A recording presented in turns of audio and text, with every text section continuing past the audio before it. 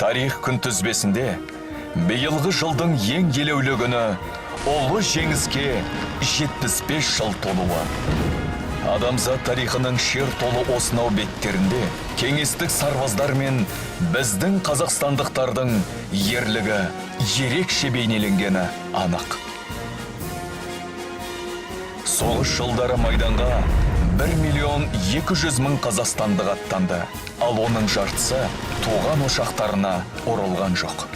Майданда атылған әрбір 9-шы оқ қазақстандық металдан құйылған болса, майдан алаңына біздің жерімізден 4 миллион снаряд, 5 миллион мина, 6 миллион тонна астық жіберілді.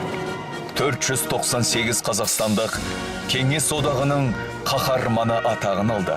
Қазақстанда 12 атқыштар, 4 кавалериялық дивизия, 7 атқыштар бригадасы, 50 полк пен әскер түрлерінің батальондары жасақталды.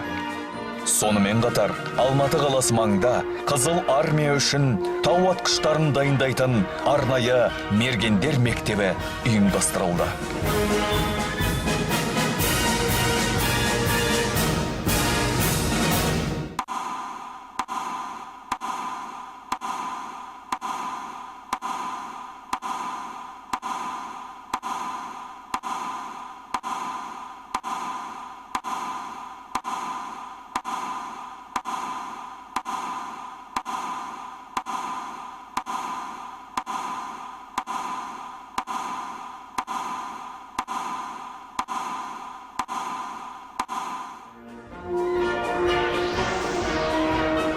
Ештеңе де ұмытылмайды, ешкім де ұмытылмайды.